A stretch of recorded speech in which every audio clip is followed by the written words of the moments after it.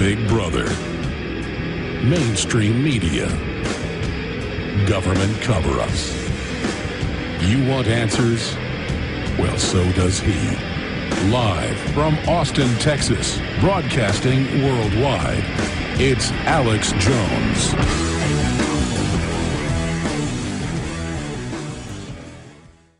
All right, for the next 40 minutes or so, Dr. Steve Pieczenik is our guest, and I'm going to give you a review with Aaron Dykes of The Hunger Games. That is a dystopic predictive programming piece on Agenda 21 and what the establishment actually wants to establish. If you read the 96 Biological Diversity Assessment by the UN, not the redacted one online, but the actual hard copy, it's the society they're proposing. Truth is truly stranger than fiction. We're going to be going over the blockbuster film coming up. Now, Dr. Steve Pieczenik is an MD, PhD. He's an American psychiatrist, former State Department official, author, and publisher. He's the acclaimed author of psycho-political thrillers and the co-author of the best-selling Tom Clancy Ops Center and Tom Clancy's Net Force paperback series.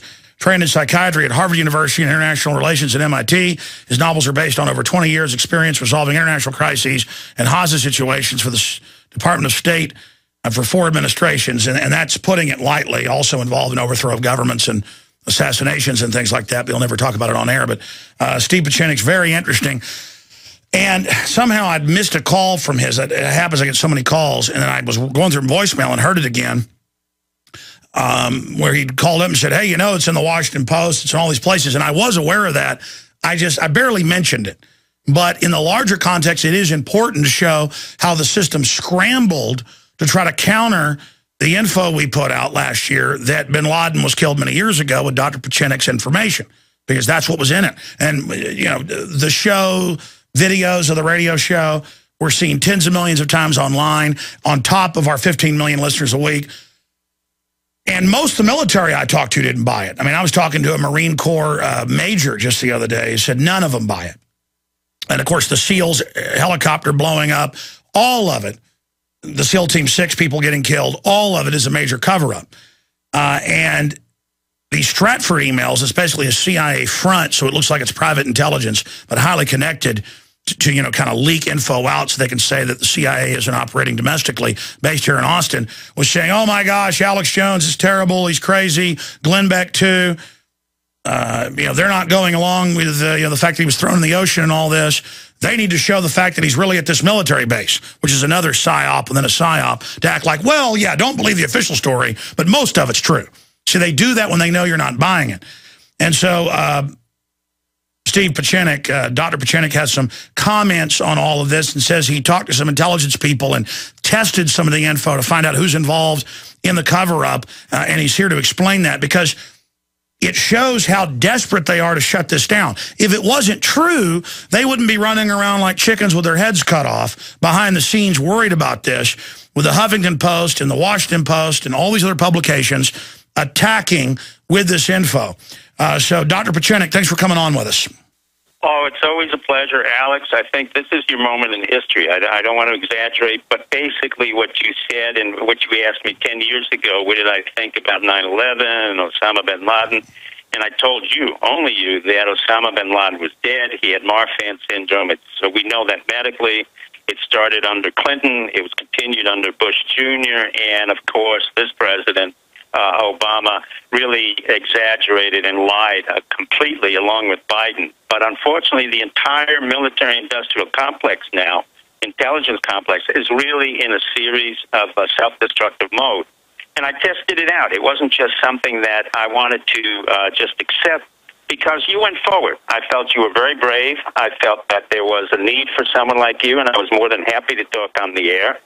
And the entire system really went to the forefront to try to discredit you, and in turn really try to discredit me. And then how this happened is a year, in November of last year, I was invited into a meeting where there were intelligence individuals. I'm still a member of the Association of Former Intelligence Officers, National Military Intelligence, AFSI, Council on Foreign Relations. But you all got to understand, I'm not acting on anybody's behalf of my own. As an American citizen patriot who's getting really resentful of the fact that our military is being abused by our intelligence system and our civilians in order to betray and penetrate our civilian population with lies, distortion, and deceit and attacks. And let me be very specific. And in order to test it, besides the predictions I made on your show, I put in what we call a poison pill into the intelligence community. They weren't even aware of it. What the technical term is, I doubled up some agents. I did some disinformation. But what came forth on March 6th in the Huffington Post is the issue that you and Alec Beck were crazy because Fred Burton, whom I happen to know about, he works for Stratford in Austin, but he was in the diplomatic security system. Didn't he work for you? Well, he worked under me. I was Deputy Assistant Secretary of Management. He was too low and not really significant, not the brightest man in the world. He called you crazy, and he called Glenn Beck crazy. But what was more important is how they compromised. The entire intelligence system was compromised as follows. This poison pill that was really intellectual went through military intelligence in the Army, went through military intelligence in the Air Force Navy, went through the DNI, that's the Director of National Intelligence, James Clapper, who reaffirmed the story, unfortunately, the Council on Foreign Relations. It went through the Office of the National Security Council under Obama, who reaffirmed that he killed Osama bin Laden, which means that he's the only president of the United States to have killed a dead man, who's been dead for 10 years and was willing to lie repeatedly, went through the Vice President's office, Biden, who, of course, is not the very brightest man in the world. I think he has 2 aneurysms. This is the man who told us about FDR giving a speech into the Depression in 1929 on television when there wasn't a television and there wasn't FDR. FDR wasn't in until 33, yeah. That's exactly right. But this is our leaders. These are civic leaders. These are civilians who have been so-called elected, no better than any of the others, no better than anybody else. And it went through not only through the military intelligence, went through the CIA, and I'm afraid the one I've admired the most, General Petraeus, really has to evaluate what he has done, what his involvement is, and who was involved in the CIA, because this is an old CIA storyline that goes back to the days of Clinton, Bush Jr., and I would strongly recommend that Petraeus do an evaluation of the CIA and either fire the people there or resign himself, including James Clapper, who is a former general, including Petraeus, who's a former general. I would say strongly that the 3 generals who are in charge of military intelligence, I will not name them, they know who they are, should resign, because we do have too many generals. But just like putting ink into the blood system to to test where there's leaks and things, you put information in to track it. So explain what you did for folks. Well, what I did was to literally put in a tracer, an information tracer, to see where it bounced around and to see who reaffirmed the story of Osama bin Laden and how they tried to repeatedly in the intelligence community convince me that Osama bin Laden was really alive and that they had photographs of him. And I said, give me a break. I do television shows. I've seen his medical records, and none of you in the intelligence community has ever dealt with his medical record. And al-Zawahiri is his position. He was dead 10 years ago. He was never alive. And the point of fact is, once you hit the Osama bin Laden story, you then get to the President Obama, who's lying. You get to Bush Jr., who lied, and you get to Clinton, because it's Clinton who sent in a position in Dubai at the American hospital under the CIA and was part of the 9/11. So and by the way, that's CBS News. It's admitted months before 9/11 that happened. But specifically, just to digress here for a moment, Dr. Pieczenik, because I'm trying to understand this, all of this is going on, and we have them selling this idea that bin Laden's dead, but then they put out the fake photo and let it circle around and later admitted it was a fake photo. But when I talk to weaker-minded people in the military and in the general population, they think they saw a classified photo, and then I show them the photo and say, see, that's the one they admit is fake. So they did a little psychological warfare thing there, too, where they put out a fake photo but never said it was the real photo to make people think they saw the photo. I mean, just all these tricks here. And, of course, you said it was a fake Situation Room photo. You said all that came out. They admitted that most of the story's a lie, but now they're saying still believe a little bit of it. And then I talked to a Navy SEAL whose best friend is in SEAL Team 6, and he said SEAL Team 6 does believe that someone blew up their helicopter and killed them to basically cover up the whole bin Laden situation. Well, let's go on and let me show you what happened on the tracer bullet. I went through the entire intelligence and military community in order to find out how many people were involved in denigrating you and me on the Osama bin Laden, how much money the American public has wasted, how much dysfunctional behavior there is in the military intelligence. You're exposing an Operation Mockingbird. Okay, go ahead. I mean, you're exposing. I get a call from an English reporter who works for, quote, the Huffington Post in California. I do not want to identify him because he has a daughter. He knows exactly who I am. I know who he is. You know, he's unnoticed. But basically, I will not identify him. He was MI6. Then I get a meeting, literally a meeting from that meeting that I had in November from a Jewish Orthodox young man who works at the Lincoln Laboratories at MIT. I will not identify him. A Mossad operative. Your typical low-level, incompetent Mossad. Now, this is Israel's finest product. You have basically what we call a schmendrick, a guy who didn't even know what he was doing, was doubled up so fast, it was pathetic, trying to talk to me and convince me that Osama bin Laden was dead. So you have MI6, you have CIA, you have the Mossad, then you have the Huffington Post of the United Kingdom. It is shameful that they were involved. And that is a desecration of actually the Internet, and it's a violation of criminal law. Then we go on to the Washington Post, because we're not finished yet. Who comes forward and has to propagate the story but the man we call the harlot of the intelligence community, David Ignatius, one of their key writers. And you would think by this time the Washington Post would know enough and have enough decency and journalistic professionalism to get rid of David Ignatius, who barely can write a novel, but does write fiction in his nonfiction articles, where he talks about Obama is the head of infidelity and killing, and he wanted to kill Vice President Biden to take over the presidency. Now, you have to be a moron to literally think about these stories. And a man like Ignatius should resign. He should be fired.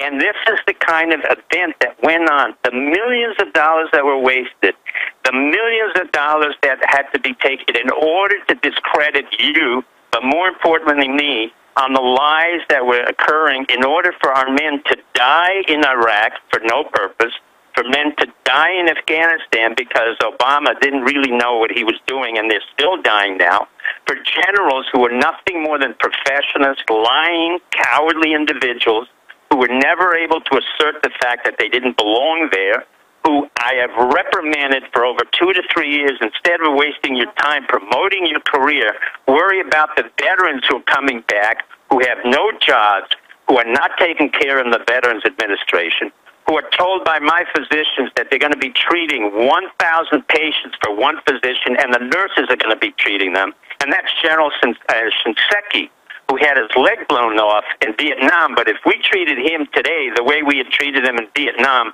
he wouldn't have had any leg prostheses. All right, Doc, let me stop you for a moment. Let me stop you for laymen out there, because you're moving fast. When you say it's illegal, you're saying clearly there was an intelligence multi-nation operation to have media put out talking points domestically, which is illegal under federal law, to have the CIA involved in domestic propaganda operations and penetrating the country. But other governments were involved, which really makes it media espionage.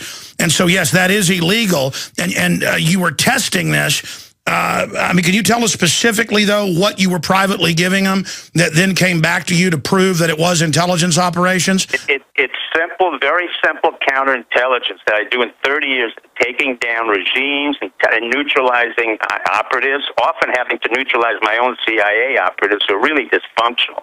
In 30 years, many of them have become exceedingly dysfunctional. That institution has to be ripped apart, taken down, and actually eliminated. There are major heroes in that institution. They're no longer there. 60 to 80% of them now on contract officer.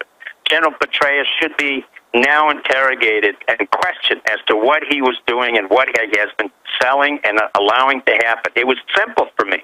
A guy who's had 30 experience, a man who's retired, really without any assets. All I had to do was double one of my friends and operatives, tell him certain things, allow those elements that I told him to spread through the system and see where it went. It was like putting a blue stain into the water and seeing where it went. And so that tells you they're really worried about this, and that tells you that they know it's a lie. Have you gotten any word about them killing the Navy SEALs? But not only was it a lie, of course the Navy SEALs never killed Osama bin Laden. There was no way they killed him. He was already dead. What the Navy SEALs may have done was to attack some building near Pakistan. But in the process, here's what happened internationally. We have alienated our ally Pakistan. We have created a civil war with the ISI, the Internal Service Intelligence System, which I knew about and worked with Yaqub Khan, against the civilian government of Pakistan, which we cannot control, and Obama, the president, does not know how to control it, neither does Hillary Clinton. We have created problems in Iran. We have allowed Israel to get out of control. We now have Turkey as a problem. We have Afghanistan as a problem, where now we have desecrated bodies. We have men who go out extensively to kill people, and now we have veterans coming back. We have been totally dysfunctional in Iraq. We have had an army that now has to be put in question. They have lost wars and have created more deaths and casualties since World War II than any other institution that I know of. And I served in the military. I was a colonel in 32 and rejected a promotion to brigadier because of the fact that I did not want to remain in a socialized system where everything was taken care of for you. Your food, your uniform, and you didn't have to think. Now we have produced some of the smartest generals and some of the most dysfunctional generals I have ever seen. Cowardly, unable to assert themselves, and egregiously self-contained in terms of what they want for themselves. What we have now is what Eisenhower warned about. A military-industrial complex where the civilians, our legislators, are totally held hostage to every desire that they want. We're now shifting from the army in Iraq and Afghanistan to a navy that we don't even need to go to war or have an economic war or a force structure outside of China along with Australia. So we're building up alliances with Vietnam, Cambodia, Myanmar. Our military has to be downgraded. It has to be sequestered. We cannot do it with Panetta. We cannot do it with our legislators. We cannot do it with our system in place. Well, Doctor, sometime we've got to get you on. Well, you're here today talking about some of these issues that I agree with. We have people like the top White House financial advisor, John Corzine, openly stealing billions of dollars, caught lying, and still doesn't get in trouble, making 40-to-1 bets. And I always thought that the New World Order crowd really had their act together. I know they're good at dominating us and running our lives, but they're not in control of themselves, is I think the point you're getting at here. And I'm seeing a Caligula-like craziness out of the elite right now, and I'm seeing the others that are awake scared, stealing whatever they can and leaving the country. What's your take on that? Because I'm seeing a lot of really dangerous signs out of the power structure that they are just going completely crazy. Months ago, I said on your show, John Corzine should have been in prison. He was the senator who bought his Senate, and he bought it for millions of dollars, $75 million. He went to become governor of New Jersey. He was corrupt. He was totally disliked. He was corrupt there. And anybody who knew him at Goldman Sachs, where he was continuously an issue in terms of his abruptness, in terms of his incompetency, should know now that he was corrupt. That issue that he lost $1.3 billion and could not remember where the money was is going to be displaced on a poor woman by the name of Edna O'Brien, who was told by him that she should not have done it, and she refused to sign something. So it's going to be seen out in the congressional hearings as to what happened. He has to go to jail. Blank Fine of Goldman Sachs has to go to jail. A totally corrupt individual. Cohen of Goldman Sachs has to go to jail. You got Jamie Dimon of J.P. Morgan Chase, another institution that has betrayed and has totally ripped this country repeatedly, has to go to jail. Warren Buffett has to be investigated for his involvement in the banking crisis. And instead coming out with these pompous, righteous statements about, he's willing to pay taxes. Sure, he's willing to pay taxes. But he was willing to take Moody's and upgrade false securities, which he knew about. He owned 40% of Moody's when he told Sure. everybody. Well, Doctor, expanding on that, here. You have Obama signing the NDAA, saying he'll disappear any citizens he wants, and I want you to break this down. You've got him taking out of the deep freeze the war-footing emergency COG powers for when we're under nuclear attack, and saying he'll use it for any emergency or the threat of an emergency, including economic. I see federalization of police happening. I'm seeing all sorts of movements. I think the bankers think, just like they thought they'd win a 40-to-1 bet at MF Global, that they're going to get away with this. But here's my point, Doctor. They're selling 5 million guns a month right now. Everyone I know, liberal, conservative, is waking up and is saying, don't come push me around. And I think that this elite has really overplayed their hand. What's your view on that? Well, I think you're absolutely right. I think our political, economic, and military and intelligence elite have failed. They have really disgraced this country. I think we're tired of it. I think it's time for the veterans to stand up for their rights when they come back and to state that they have fought for a country that really was not behind them. We have an army without a country. We have a country that has wars without any dedication. And the issue is we have to have a system where these people go to prison. The legislators cannot do it. They're cowardly. They're basically... Stay there. I want to hear how you think we can do it, Dr. Pieczenik. I mean, can we get this republic back without violence? They're attacking peaceful protesters everywhere. They're arresting people, filming police. I mean, how do you get a country back from the clutches of a bunch of tyrants? The only good news is they are incompetent. They've got all this power. They've set up this takeover. But at the final equation, they are incompetent. It is true. They can be defeated. Dr. Pieczenik, you got cut off by the break. I mean, we sit here, we see classical tyranny being set up. We learned that 12 years ago, Bloomberg has now reported, they made deals with Prudential and others to take the death benefits of troops that had been paying in to get life insurance in the military. We learned that 9 out of 10 reactors is leaking one way or the other, just because they don't even care to repair them now, because the elites will get bigger bonuses if they don't. We're seeing that same tropism of elites, and you're a psychiatrist, perhaps you can describe it, where they become delusional. I mean, as I get more power, I try to be more careful and realize I have a bigger responsibility. Not that I'm even some great person, but I understand just how transient life is and how delicate. But I see other people that get power more and more, not just in the elite, but in the general public. It's a delusional worldview. And I really see parallels to Rome / Hitler in the bunker giving orders to armies that don't exist. I see the Indians deserting us now, the Pakistanis that were our buddies starting to do that. I see the whole world lining up, and a lot of them are bad, corrupt countries. I'm not a fan of what Russia's up to. All of this is going on, and I see them saying they'll secretly arrest us, and the communist Chinese using the NDAA as political cover to pass their own. What do we do? I mean, because the government is gearing up for war with us and admitting it, and they think they're going to win, and it's going to be like another Corzine 40-to-1 bet. They're not going to win in my historical summation. Do you agree with that? Do you disagree? What are solutions? You've got the floor. Well, solution's very simple. We said it 10 years ago. We said it when 9/11 occurred. We said it when the lies and distortions occurred through this military-industrial complex. The military-industrial complex has to be taken apart. Eisenhower said it in the 1950s. That was his last speech. A great general, a great president. We don't have anything like that.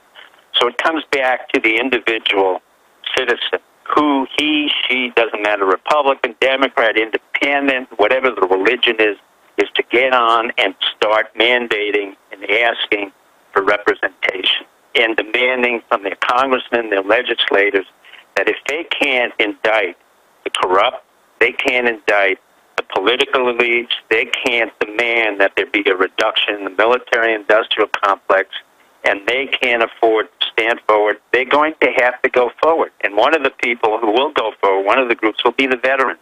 I predict there'll be a recapitulation of what happened in the 1920s after World War I, when the veterans were not given any benefits, and they rioted on the Mall of Washington and D.C. because they were denied the benefits. And it was a General Douglas MacArthur who had to break it up along with a Colonel Eisenhower.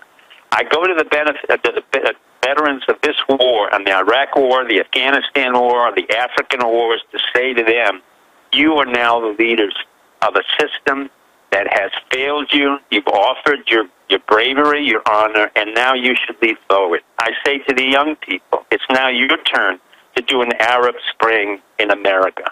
You use the Twitter. You use the social media. You take apart the various elements that are required in a peaceful way. The 99.1 movement was a disaster because it was not focused, it was not effective, and it had no real leadership or message. This is far greater than that. You don't have any candidates or public officials who could represent your interests. I don't care whether they're Democrats, Republicans, Independents, or Ron Paul. Each one of them is corrupted. Each one of them has been in the system too long. We need term limits. We need an entire new government that has to be restructured. That has to be eviscerated in terms of the number of people, decrease the federal budget markedly, bring back the powers to the states and to the local community. It's not just an issue of lowering the taxes. It's also of civil disobedience, refusing to pay taxes, refusing to consort with the banks, refusing to pay money into the banks, taking your money out of the banks. Once you take your money out of the banks, I'm now in a federal violation by telling you this. They can't work because they can't extend their credits.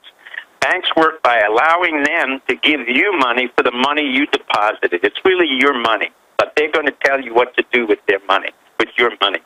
So you can Twitter, you can have an April Spring, you can have a leadership with the veterans, you can coalesce together, but do not think you have a candidate out there. It's neither Ron Paul, it's neither Romney, it's certainly not Santorum, and it's not Obama. So those of you who think that you have a new country and a new republic, you're wrong. This is nothing more than a republic that is dysfunctional. And it's very much what Alex has said. We no longer have a republic, but we have an empire. Exactly what happened to Rome. Our Centurion guards are the generals in Southcom, SOCOM, SINCPAC, and AFRICOM. These are all the generals who control the various areas and mandate that they need equipment that you don't need. Example, Hillary Clinton just gave aid back to the military generals who made a military coup in Egypt. Why? Not because it was necessary or was part of AID or it was a humanitarian effort. She gave them back $3.2 billion because we don't have enough work for our workers who make tanks that we will never use, the M1 Abrams. So we have a system that is so corrupt, both domestically and internationally, that we must take it apart. There is no repair here. State Department is not functional. AID is not functional. The presidency is out of control. You have more Secret Service guards protecting something for no reason whatsoever. You have TS agents have no value whatsoever. I have Miami Port here and other ports that are not even protected. I had a commander of the Coast Guard tell me he didn't have to worry about protection of the port. So what I'm saying to you, this is a republic which needs the input of the young, the old, and the caring. You must go now literally online and create an Arab Spring and go forth in every one of your cities and towns. Refuse the Patriots Act, refuse the TSA, take your monies out of your bank, refuse to listen and pay the taxes that you require, and take out the amounts that go to war, and ask how much goes to war. And see what happens when you practice the rights that you are endowed with, the civil disobedience. It's Jefferson who said every generation must discover its own democracy. Now we're in 2011 and 12, and now we must do what we didn't do in 2001 when the government attacked you. It wasn't just Bush Jr., it was Clinton as well. And it wasn't just Clinton and Bush Jr., it was Obama as well, propagating the lie. And the next president will propagate the lie. And the next president will increase the military-industrial complex. We do not need it. We do not need the stealth bombers. We do not need the carriers. We do not need even the jet planes. We have now one of the biggest problems which we haven't handled and we are overwhelmed with, and that's cyber terrorism and cyber security. Fortunately, we have a general who's very effective on it, but you don't hear about him, but we're overwhelmed. The Chinese are attacking us in terms of cybersecurity. We do have an economic problem in Europe, but we're not there to fund them continuously with fake money and fake paper. So we have to build an industrial basis here where we can manufacture, not in China, not in India. We do not need to take over the Indian foreign policy because the Indians have fewer legislators and diplomats than New Zealand has. We don't have an interest around the world other than our own national security. Our own national security means America first. And Doc, and unless we can do that, we will lose our republic. And Doc, that's the problem, is that we have global financial interest that wrap themselves in the flag and have now bought off our politicians. And we saw that the Occupy Wall Street movement was pushed by Soros. They made it a blank canvas of, hey, we're mad at corruption on Wall Street, which was good. Then they tried to get the biggest crowds they could out there to take control of it. But as soon as those crowds woke up to that and didn't want to be part of a fake preemptive uprising that was actually synthetic, then Obama ordered in more than 30 cities in one weekend Homeland Security in a 10th Amendment violation to clear these people off the streets. And so they tried to trigger, because their actuaries show that real uprisings are coming, they tried to trigger preemptively a false one to then brand it that people are calling for socialism when they're not. But we do need people to stop complying more and more. We do need people to get really aggressive with banner hangs, talk radio, city council, and shout down the crooks in government, because there's no doubt the system is moving preemptively with a classical authoritarian system to oppress us. And to the contrary, I see the oppression of the TSA and the rest of it actually being what's waking people up. So I think there's a miscalculation by the cowardly bureaucratic class, because they're looking at the world the way that they see it. They would be scared by this. Instead, I see people arming to the teeth, and I hope to avert a armed conflict. But I would caution the establishment, because I've seen the memos that are public. The White House thinks we're so dumb, Doctor. They openly talk about staging a new Oklahoma City like we don't read their own memos that are public. I caution them not to start the war, because once it starts and they start trying to arrest people, people won't have anything to do but fight back. And it's not like people are going to wait in their homes for the secret police to come get them. This is not going to be like Russia. Dr. Pieczenik, your view in a 1 minute comment on that. I would agree with you. I think the notion that we have the Second Amendment, we're armed, is far more serious than anybody realized. This administration is dysfunctional. The Republic is dysfunctional. The only thing that is functional is the American citizens. We're not dummies. We're not stupid. We're not afraid. People ask me, aren't I afraid that I might be killed? The answer is no. I've been to battle, and I've served for my country 8 different times. I didn't ask for a medal. I don't ask for promotion. I do ask my country to step forward once again and protest the corruption, the deceit, the lies, and the attacks that are coming on us, and go forward as individuals and as Americans, irrespective of your background, your gender, your religion. You are the next generation. Let's take down the Republic and get rid of the empire. So restore the Republic, get rid of the empire. Take care of this, get rid of the empire, get rid of this Republic, and make it a real democracy. I want multiple parties. I don't want to hear about Republicans and Democrats where they trade off. That's nonsense. It didn't work for 200 years. Well, we're not even following the Republic right now, and it's just a terrible situation. And I hear your frustration, but it shows that if they did do that whole PSYOP, which I saw in the Washington Post, a bunch of the places, and it was government directed, that was clear, they wouldn't have attacked us if it wasn't true and if it wasn't hurting them. And that's my greatest frustration, is that I'm just one little guy, and I've had so much success standing up to these people. I wish other people realized that all that evil men need to triumph is that good men do nothing, as many of our founders said. And no army can stop an idea whose time has come. Now is the time to stand up. Now is the time to get involved. Dr. Pieczenik, thank you so much for spending time with us today. Thank you for the privilege of being on your show, and God bless the people. All right, thank you so much for joining us. There goes Dr. Pieczenik.